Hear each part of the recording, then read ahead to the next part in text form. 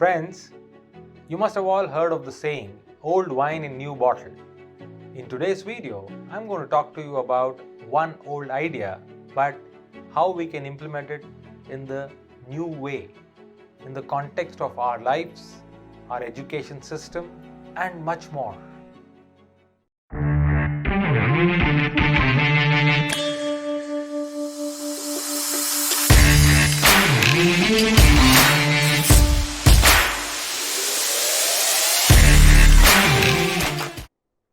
Hey folks, I am CSK and you're watching me on my channel CSK Speaks.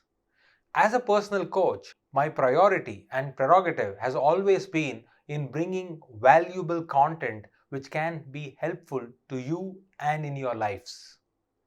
In today's video, I'm going to do just that. Genius R, more popularly known as the Google Genius R. Now I know what you're thinking. Well, I've heard of this and I know all about it.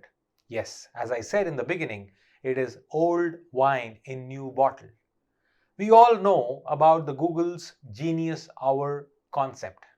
And for those of you who have not heard it and hearing it for the first time, here's what it is. Google's Genius R or Genius R is nothing but giving the freedom, the opportunity to all Googlers or the employees of Google to work on their pet projects. Yes, you heard that right. What Google has done is they have given them, the employees, the freedom to pick up any project which is nearer to them, close to their heart as we call it, and work on them on company's time. However, there are only two conditions. One, they can focus only 20% of their work hours on their pet project. Two, those projects, whichever they pick up, should contribute towards furthering the goals and objectives of the organization or the company. Now, you may see, what is the outcome of it? What came out of this? You will be surprised to know that the most popular email on this planet today, Gmail, and I'm sure you all have a Gmail account. Give me a thumbs up or say yes in the comment column if you have a Gmail account for yourself. The Gmail account came out as the outcome of this Genius Hour.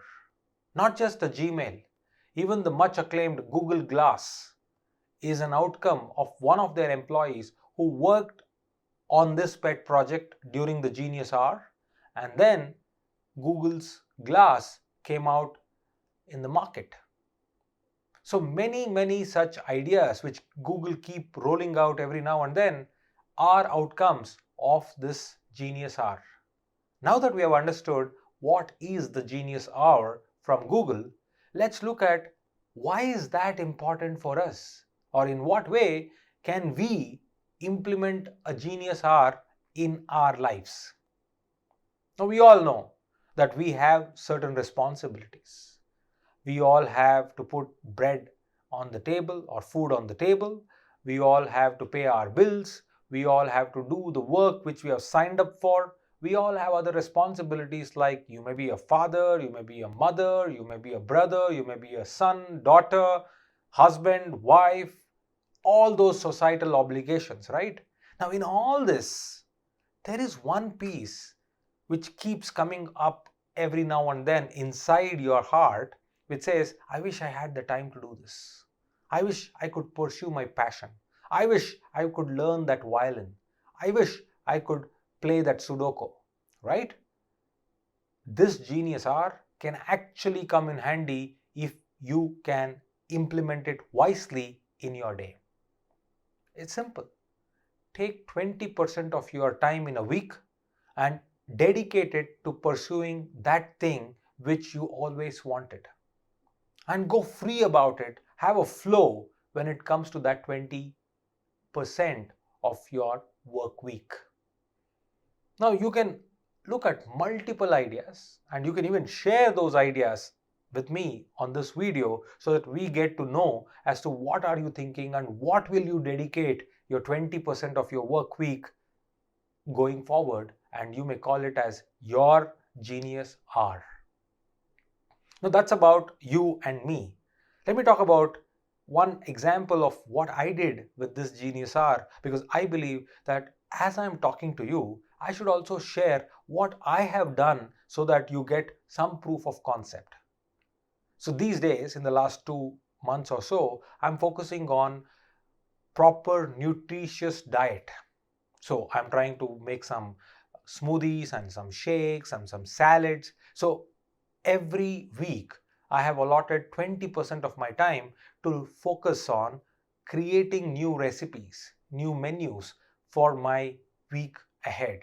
So I try to experiment with salads, take down notes on new recipes from the internet, and try to experiment. So the 20% of my week goes in planning and creating new options for my intake, food intake. It's worked very well for me. Maybe in the next few months, I can be an expert on planning my meal with high nutritious diet. So that's how you can implement in your own way the Genius R. Now let's take a level up and let's go to how can this Genius R help our education system. Now, why education system is important? Needless to answer, that's the backbone of the country's future. And as an educator, my heart goes all out to talk about education any day, every day of the week. So how can we implement the Google's Genius R in our educational institutions? Now, when you talk of education institutions, there are two kinds of people who occupy the central stage. One, the teachers, and two, the learners or the students. So let's talk about teachers first. Now, when you talk of teachers, teachers have all been compulsorily exposed to professional developments in institutions, or we call it as on-the-job training, in-house training, right? Now, think, hypothetically speaking, think if we can implement the Google's Genius Hour concept in our professional development programs. What does that mean? Simply put, is give the choice to the teacher to pick up their choice of training.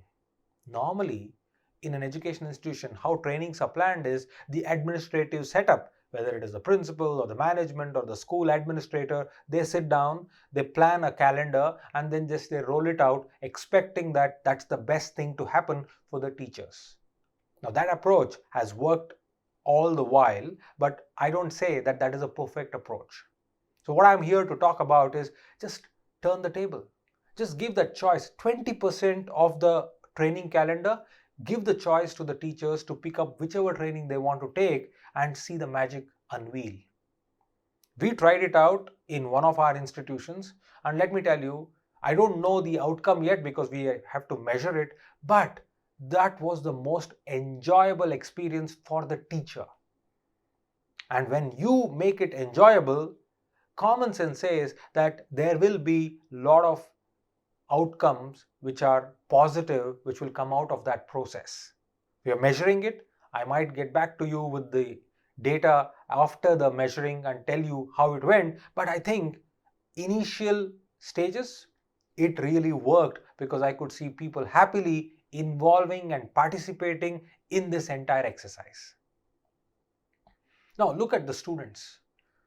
How about treating your students in your school as employees, like how Google does? You don't have to pay them, but you can give them that 20% of their timetable to work on projects which are close to them, which they want to explore, they want to research, they want to engage in. And can you imagine the magic it is going to bring to the classroom? The students, I am sure, are going to enjoy. Now, it comes with its pros and cons. We will discuss that in a while. But the point here is, can we afford to think of giving away that freedom to our students? So, if you implement it, you can be rest assured that you will see some results which are totally different than what you're seeing so far in your institutions. Now, talking about Genius R, by now you must have understood that it comprises of certain characteristics. So keep in mind these characteristics when you are designing a Genius Hour. You can think of 20% like how Google does, or you can give it less than 20%, say 15% or 10% of the time for students and teachers to start with, or for yourself in your own life. So that remains at your discretion. But when you look at the broad characteristics, I have listed down 5 such characteristics which will help you to kind of create your own genius hour. The first one, I've already spoken so far and you have already heard it, but let me repeat it for the sake of your note taking. Freedom. Freedom of choice. So in that genius hour, you are free to do what you want to do as long as it adds to your progress, to your growth, and fulfills the objectives. Right?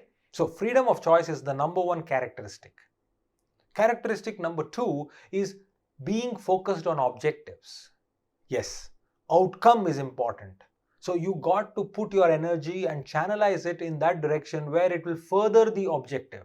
It can't be just wasting time. I can give myself 20% of my work week and say, you know what, my passion is to watch Netflix and I'm going to sit and watch Netflix and get entertained. Now that is not focusing on your objective. So characteristic number 2 is focusing on objective. Characteristics number 3 for the genius hour is flexibility. It does not have to be in the morning, it does not have to be in the afternoon, it does not have to be in the evening. It is totally flexible. You want to keep 4 days in the week for your work and keep 1 day only for the genius day or genius hour? Go ahead, do it. It's up to you. But keep flexibility as one of the cornerstones while designing your genius hour. Characteristic number 4 is feed forward. What do I mean by feed forward?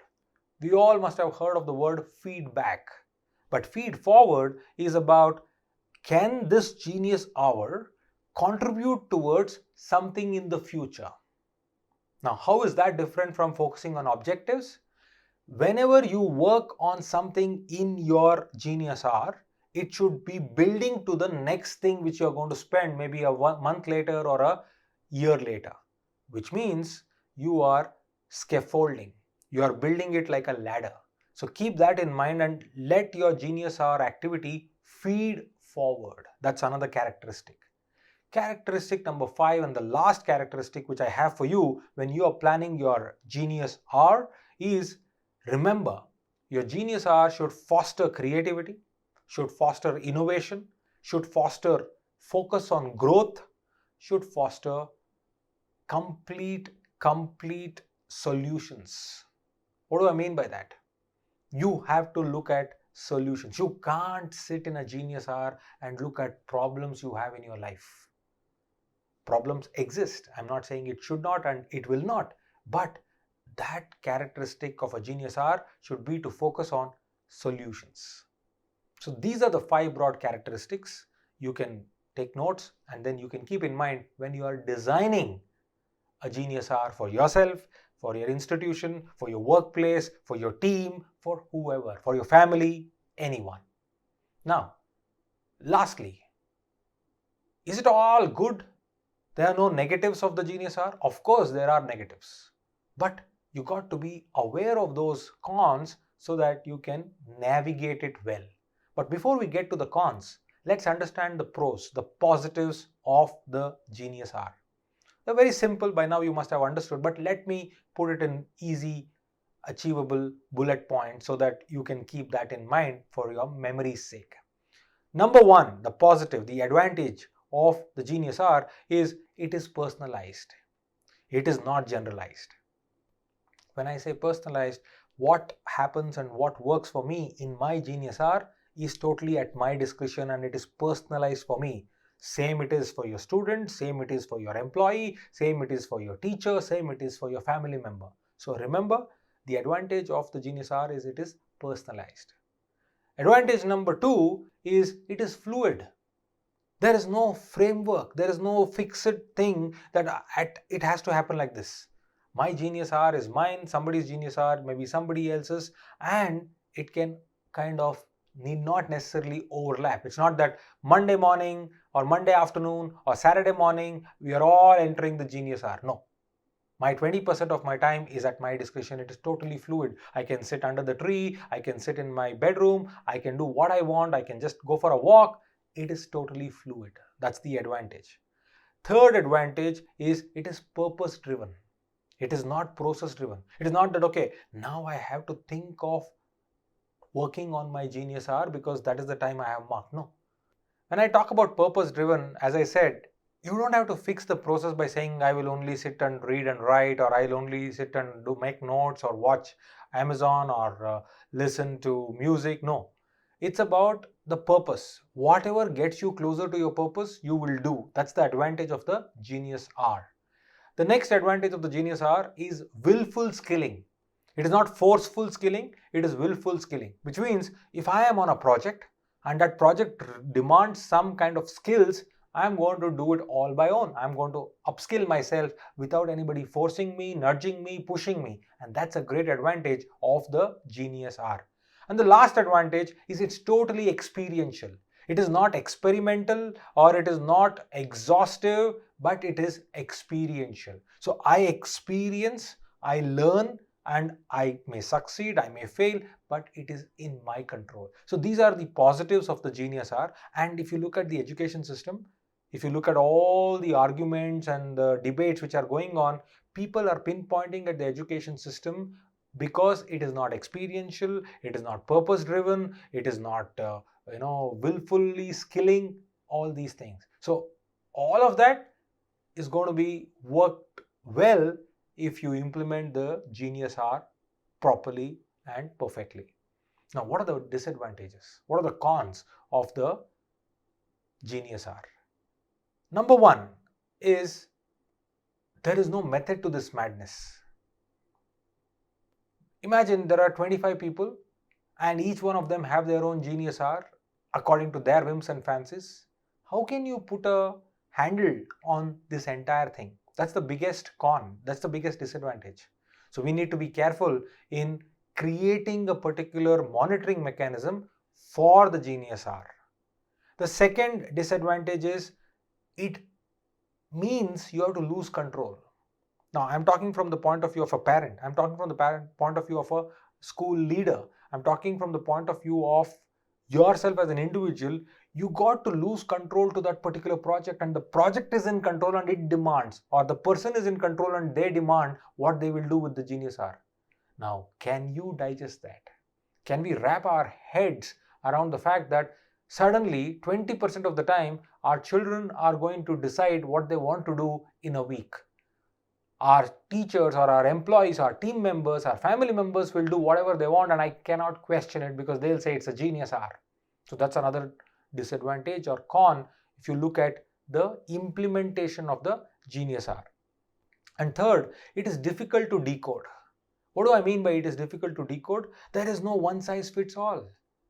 It works, and it works in different ways. So it is quite difficult to codify it and say this is how it works. So these are the three disadvantages. But all in all, it's an amazing idea to push the needle forward. So when I am implementing this for my nutritious diet and smoothies and all those other things which I'm trying to bring into my consideration set for my food, I am enjoying the process. And I get so much energy that gets rubbed off to the other part of the 80% of my week, because I am having complete freedom, I'm having complete focus, and I'm having complete purpose. So then why not implement Genius Hour in your lives? Thank you so much for watching CSK Speaks. Till next time, CSK.